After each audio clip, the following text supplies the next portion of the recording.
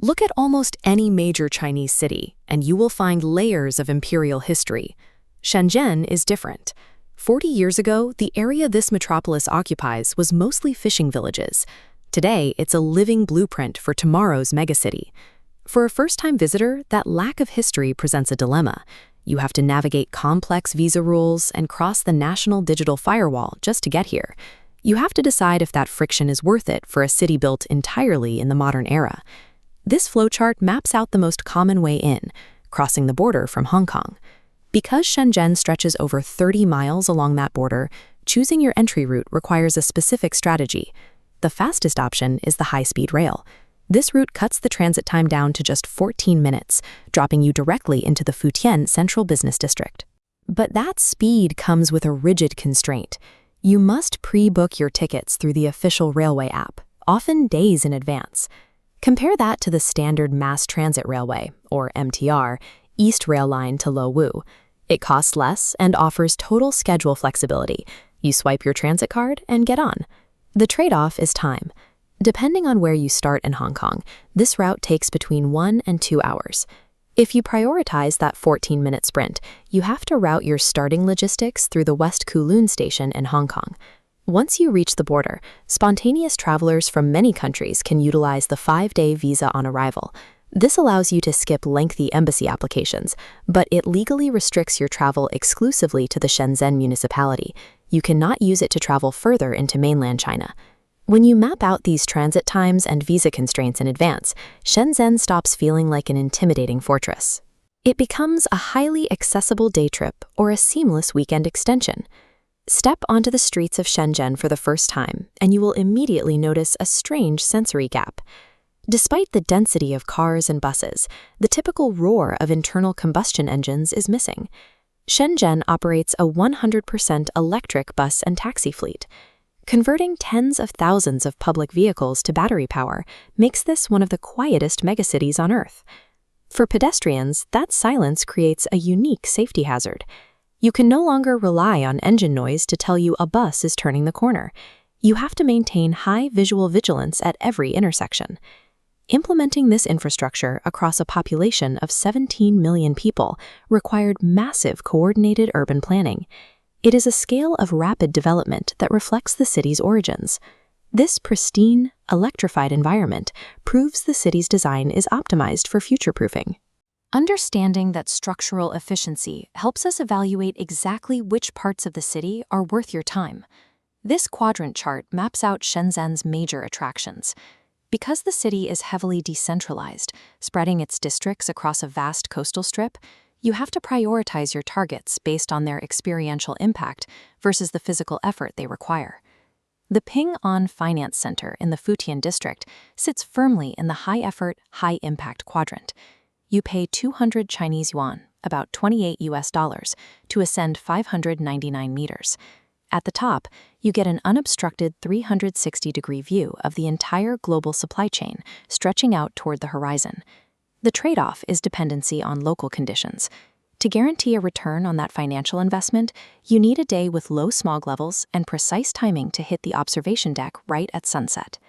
Another target in that exact same high-effort, high-impact quadrant is Huaqing Bay. Huaqiang Bay is the largest hardware and electronics market in the world. Walking through its dense, multi-story component malls is necessary if you want to understand how Shenzhen dominates global technology manufacturing. But the friction here is intense. The sheer volume of stalls easily overwhelms beginners. Buying anything demands assertive bargaining, and you have to constantly navigate the risk of purchasing counterfeit goods. These megasites deliver unparalleled scale and insight into the local economy. They also require you to actively manage your physical stamina and your budget to avoid midday burnout. To counterbalance that intense commercial friction, the city maintains highly accessible civic green spaces. Lianhuashan Park is a prime example of a low-effort target. The only physical requirement is a moderate 20-minute uphill walk, which you do have to navigate in the heavy subtropical humidity. The historical payoff sits at the summit. This is the statue of Deng Xiaoping, the political architect who designated Shenzhen as a special economic zone and catalyzed its rapid economic rise. Turn around from the statue, and you get this visual payoff. a clear, elevated line of sight straight down the city's central architectural axis, directly over the Civic Center. Inside that Civic Center is the Shenzhen Museum. Spending an hour in its free exhibition halls is the most efficient way to grasp the mechanics of the city's 40-year evolution. These low-effort civic spaces offer the absolute best contextual understanding of the local economy. You get the historical framework without draining the energy you need for the rest of your trip. Navigating the physical streets is only half the equation. The true barrier to entry for foreign visitors is navigating Shenzhen's highly localized digital ecosystem. If you try to rely on physical cash, known as RMB or renminbi, you will face extreme friction. Cash locks you out of kiosks, the local bike shares, and basic street vendors. Look at our digital survival kit scorecard. To function smoothly, replace Western applications with Chinese equivalents and set up mobile payment apps before arriving. This requires surrendering identity data via a passport scan and accepting a 3% surcharge on transactions over 200 RMB.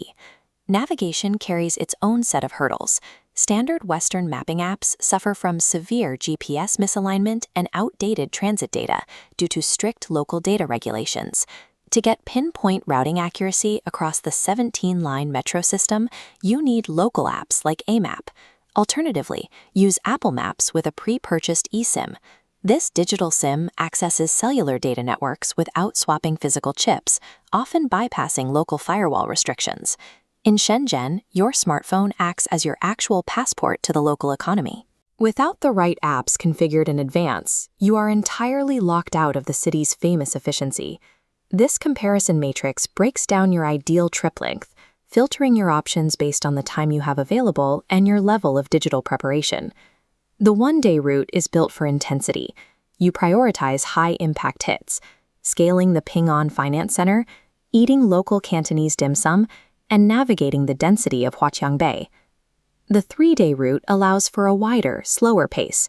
You can explore the tech campuses in Nanshan, walk the galleries at the OCT Loft Creative Park, and sit down for coconut chicken hot pot. But regardless of how many days you stay, your mindset dictates your experience.